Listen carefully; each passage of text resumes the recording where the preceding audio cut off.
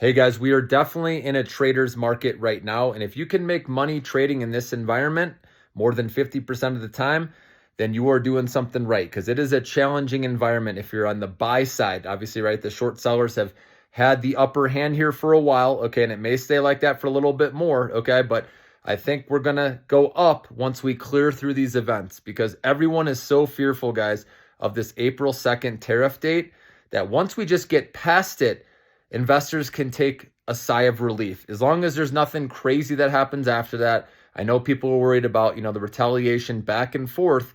But again, a lot of that negativity has been priced into the market. And remember, stocks bottom before things get better. That's just how it is, okay?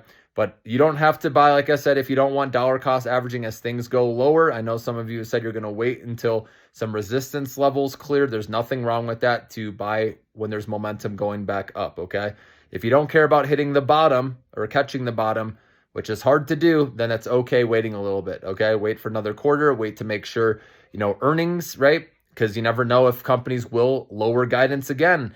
And that would be bad for stocks, obviously, because earnings are the number one thing that drives stock prices. So uncertainty, I get it, guys. So nothing wrong with waiting or dollar cost averaging very slowly, like I said, and making sure you still have cash available if things do decide to go lower, okay?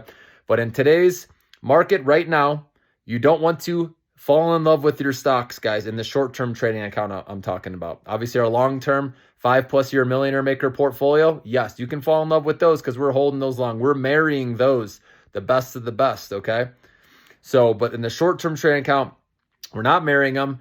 We're dating them. And actually, it's a one-night stand or a blind date, so to speak, where you get to meet them, you have some fun, and then you say, okay, bye, I'm done with you, right? You sell your stock that day, you scalp it. That's how I look at it right now. And you guys know I put out a video on Tesla for that one. That one was up this week, okay? I know it's hard to hold these right now because, easily stocks could have ended down today, but Trump said he's flexible on these April 2nd tariffs, and that brought the market back. So it's kind of like gambling, okay? If you're just going and buying randomly, guys, without looking at the chart, then that's definitely gambling.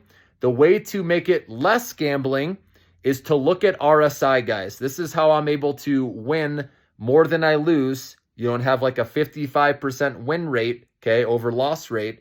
Remember, the best traders in the world are 55 to 60%, okay? So the way to do it is look at RSI, guys. This is what has worked for me. So RSI stands for Relative Strength Index. If it goes under 30, and you can set this in your chart with the indicator, right? Whether you're Thinkorswim or, TradingView, whatever you use, and it'll show you RSI. If it's 30 or less, that's oversold status, guys.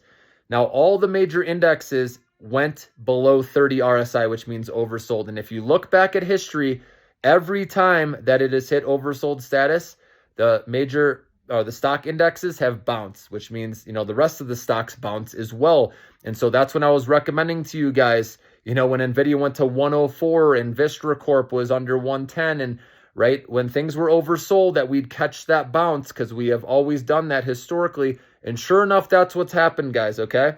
Now, we have already gotten this bounce, and so it could easily roll over again. So be aware of that, especially as people get fearful of this date coming up April 2nd, okay? So you just have to know the right time. So RSI 30 or less, that's the indicator I look at to know this is the time to take a shot, because then you're buying low. And remember, you can just set your stop loss right below the low or support, right? And if it triggers, you take that minimal loss. So that's why I recommended Tesla, even though everyone's like, oh my God, you're crazy. This is going under 200. Someone said it's going to $90, but I saw support at $230 a share. It had that flash crash down to 210. Then it went back up and it chopped and bounced off 230 4 different times or so, 4 or 5. And so that's where I was like, okay, I'm buying here. And then sure enough, it chopped a little more and then it went up today, okay? So made some money. So drop me a comment if you played that one. Also, I recommended some financial stocks as well. Members got my alerts on the ones we played. All of them were in the green, okay? So become a member if you can, guys. That's going to help you out the most, okay? And enjoy your weekend.